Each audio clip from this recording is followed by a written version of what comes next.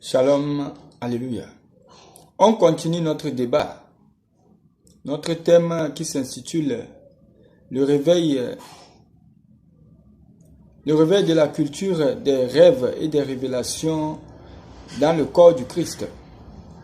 C'est ce que je disais, que Dieu nous fait savoir que quand il révèle la chose, ça appartient à nous et à nos enfants.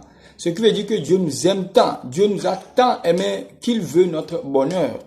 Il n'a pas des objectifs, ou bien il n'a pas des pensées négatives sur nous les humains, sur nous les hommes, non. Dieu a des objectifs de positifs ou bien de bonheur pour nous. Pour cela, tout ce qu'il a révélé nous appartient. Maintenant, si tu reçois un rêve, un songe, une vision et que tu oublies, comment est-ce que tu peux prier pour l'accomplissement de ce rêve? Si tu reçois un rêve et que tu l'oublies complètement, ou bien tu ne t'en souviens même pas, ou bien tu ne reçois même pas de rêve, comment est-ce que tu peux toucher ton bonheur, tu peux rentrer dans ta gloire ou bien dans ta destinée? Donc mon frère, ma soeur, chrétien partout, je te supplie qui va suivre cette vidéo de rentrer en contact avec l'Esprit de Dieu. Contacte-nous sur notre WhatsApp que nous avons laissé, le 228 70 40 74 94. On va rentrer en prière. Dieu va faire ces miracles pour que tu recommences par recevoir des rêves, des songes et des visions. Alléluia. Donc ce soir, c'est pour cela que nous sommes là.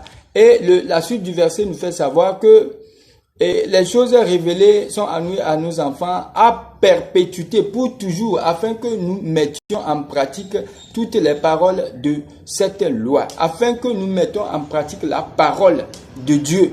Parce que dans la prière, on doit s'appuyer sur la parole de Dieu pour l'accomplissement du rêve.